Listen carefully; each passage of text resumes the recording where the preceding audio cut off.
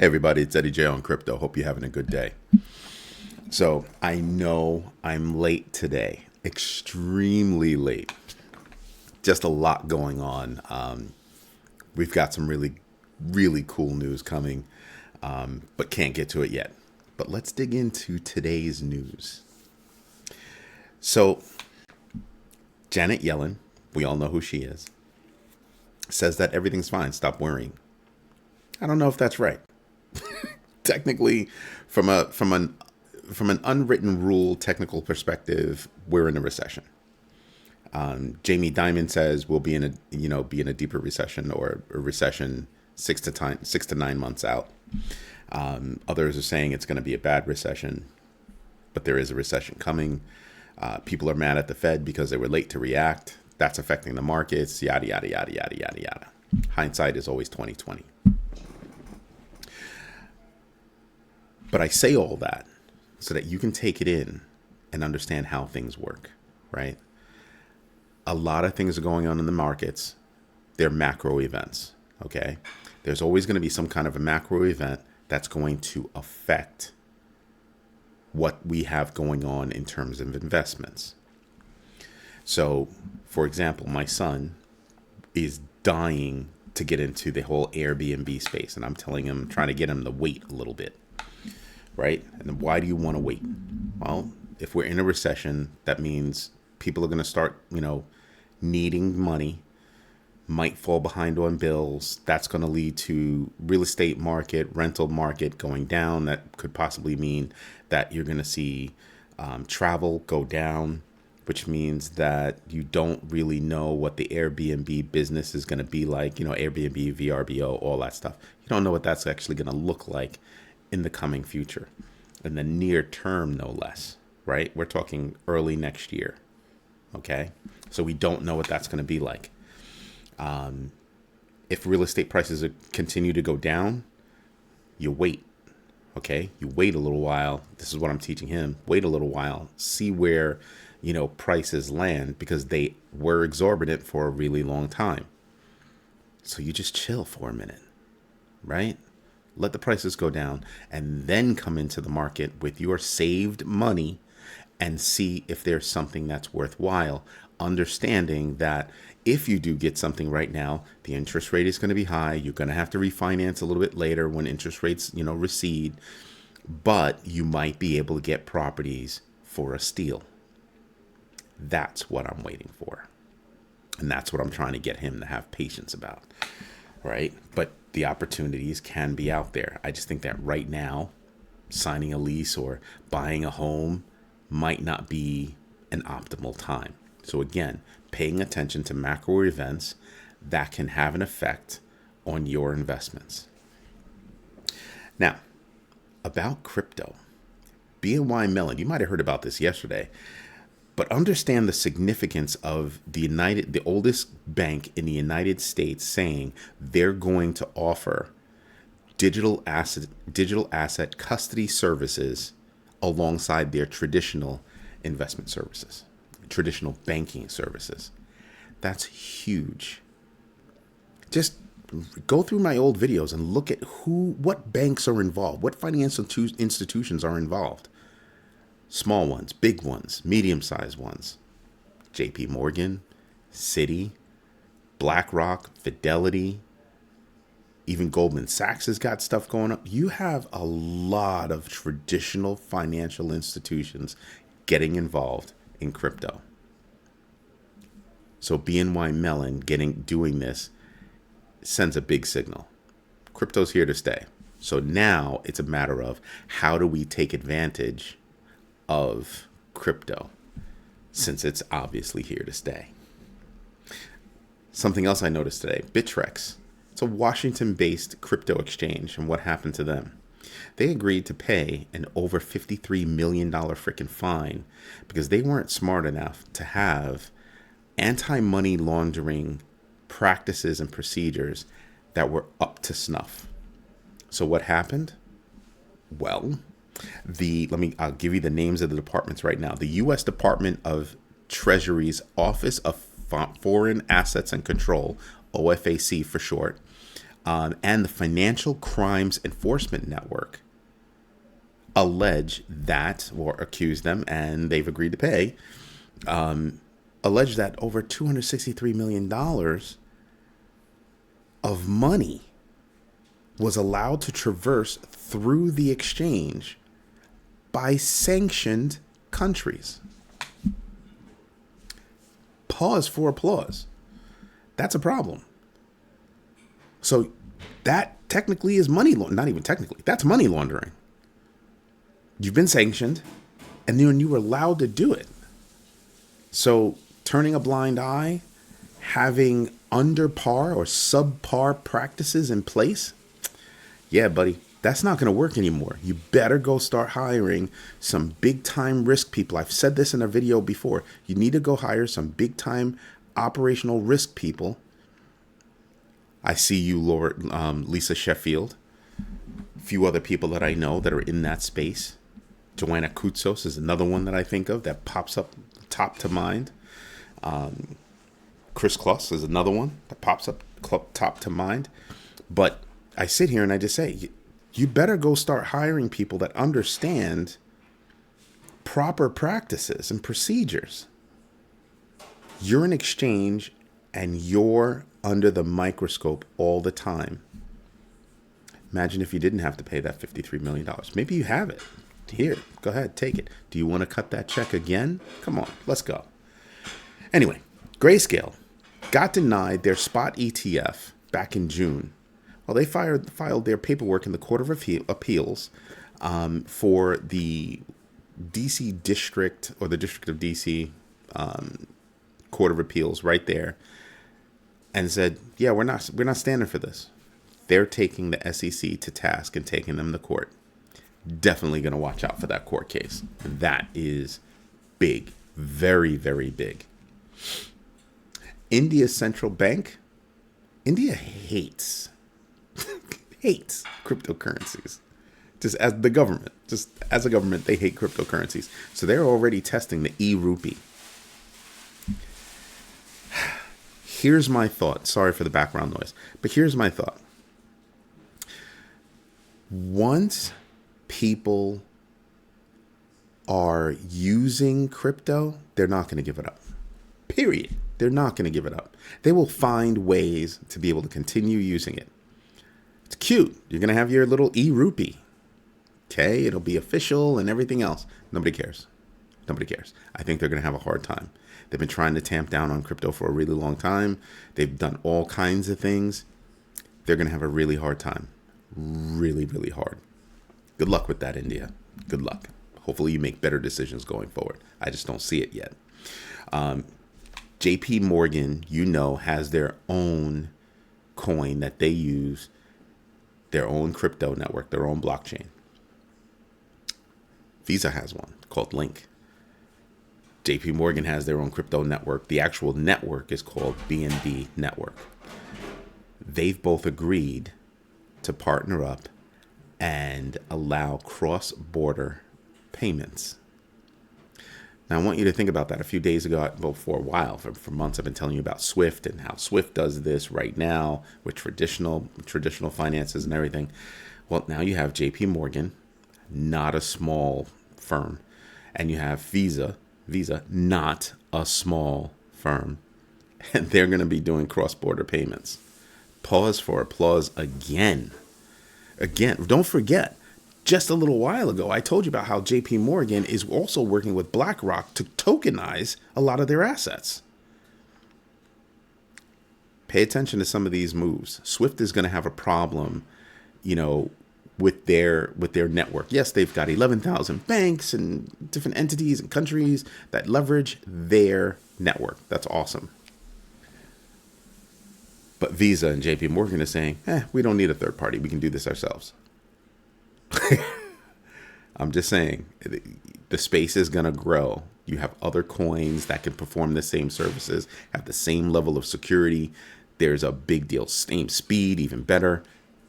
Pay attention to this, because cross-border payments is going to be huge, and it's not even getting started yet. The Commonwealth of Dominica. I love just the Commonwealth of Dominica. I know a lot of people from Dominica. They've agreed to allow Justin Sun to use TRON to develop their DMC, their digital asset. Wow. If you watch my videos, you know I'm not a Justin Sun fan. And if you know I'm not a Justin Sun fan, you know I'm scratching my head and I'm just waiting for the other shoe to fall. I really am. So that's going to be interesting to watch. But wow. Wow. Now, Google was in the news yesterday, and they're in the news again today. Okay? You can now search for certain Ethereum wallet addresses straight from Google search. Now, there are a lot of people, up in arms about, they don't know about Bitcoin and blah. I agree with you. I totally agree with you. But I have to think that this is just Google sticking their toe in the water. Because think about this. Right now, you cannot open a .eth website. I would think that that's not far off. You're going to be able to pay for Google Cloud services using crypto. Google's making very pragmatic, or taking a very pragmatic approach to their cryptoverse steps. I'm expecting more. I would have expected more now, but I think they're being very calculated in what they're doing. So I sit back and I wait for more to happen, because I think it's going to be interesting as it all plays out. Now, this next one troubles me almost to no end. Not a fan of Meta. I don't hate them. I'm just not a fan of Meta. Not a fan of Zuck. Microsoft, Nadella, who I am a fan of, that's their CEO. I am a fan of his.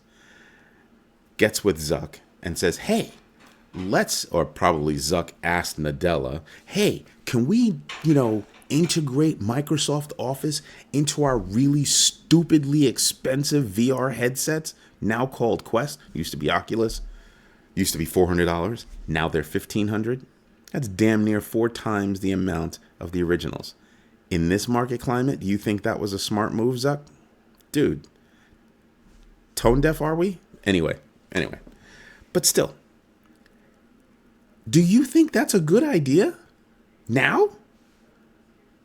How many people, do you really think there are companies out there that are thinking, oh my God, we've got to have the VR headsets and use Microsoft Office in a cheesy ass implementation of a metaverse? Because that's what meta whatever it is that they built is. It's crappy. I mean, they've got enough money. I'm pretty sure to get better. But what was it? What was the number? What, $10 billion spent? And it looks like that? Ooh, dude, just saying. But I look at all this and I just say, pay attention to what's happening now, the news that happens now, and pay attention to what's going on later on. They made the announcement today. You got to see how that implementation, plays out. Is it worthwhile? Okay, you'll be able to meet, in a boardroom-like setting in VR.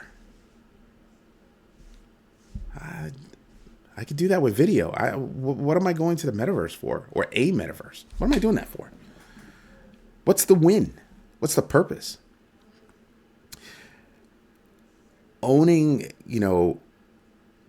a marketing ecosystem like I do, because that's what Rebel Reach is. We take you from streaming television to social media to web, all that. Regular hosting, e-commerce hosting, really complex stuff. We can do all that. Looking at all of that, I can honestly tell you, right now, Web3 is not going to take over Web2. Web2 has its place, and I believe Web3 has its place. There's a grand difference between the first version of the internet and what happened when the internet came out with version 2 with e-commerce. There was a huge change that doesn't exist yet between Web 2.0 and Web 3. That's not there yet. Just saying. This is a beautiful Malbec from Argentina. It's just awesome. Anyway,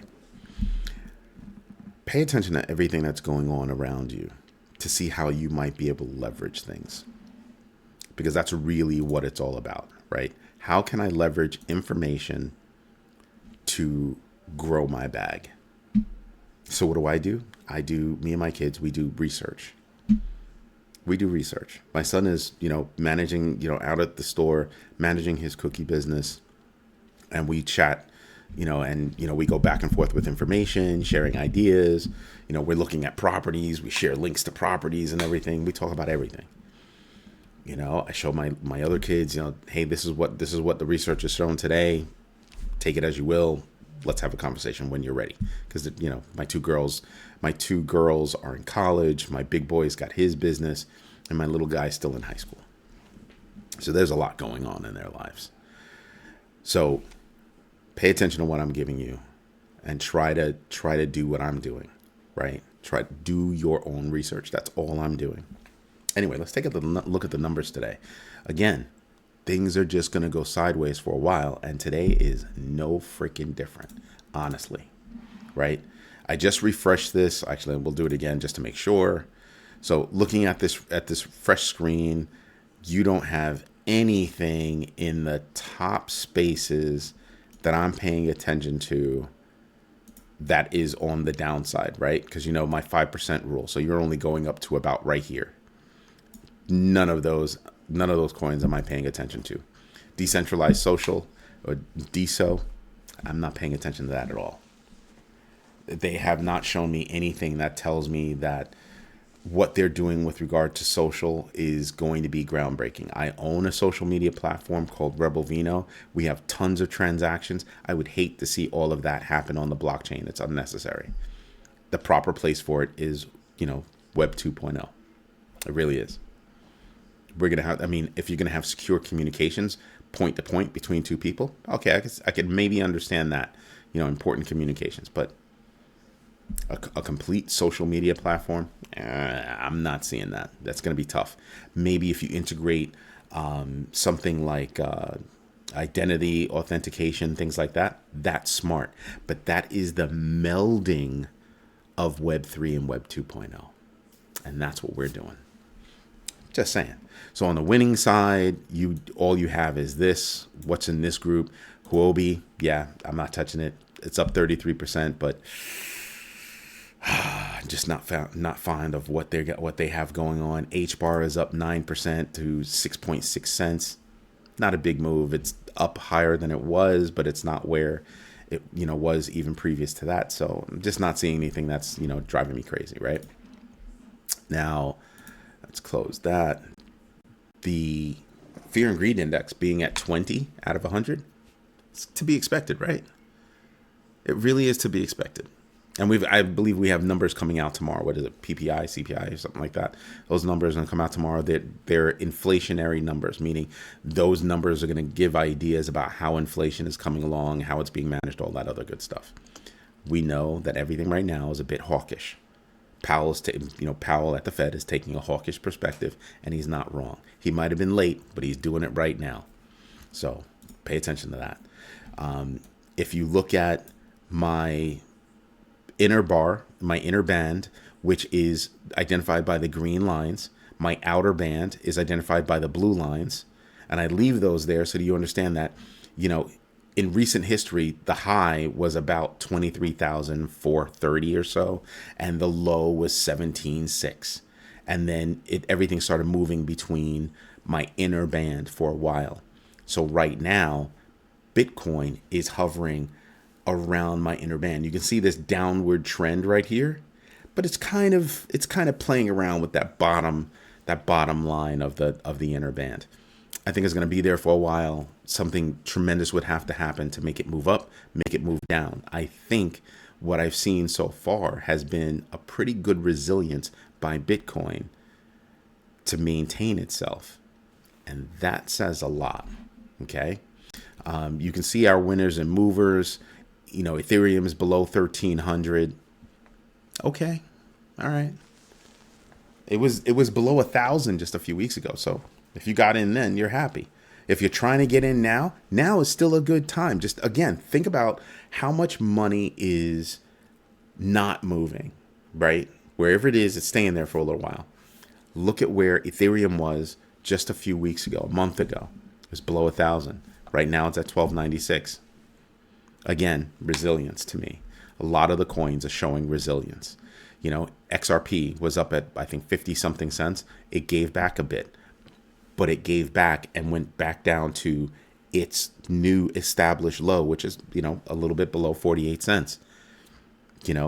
These are the things that I'm paying attention to. Really. Mattix at 78 cents. Again, still, it prefers to be at above 80 cents. I'm pretty sure it'll get there again really soon, but it's still above 75 cents. Just paying attention to what's going on there and how you can manipulate that and use that to your advantage. And that's what I'm trying to do. Anyway, this is Eddie J on crypto. If you like what I'm doing, do me a favor, hit the like button, subscribe to the channel, absolutely hit the notification bell so you know when I'm dropping a new video. And you know what? Don't forget to tell your friends. I'm trying to do something special over here. Have a good night. Bye-bye.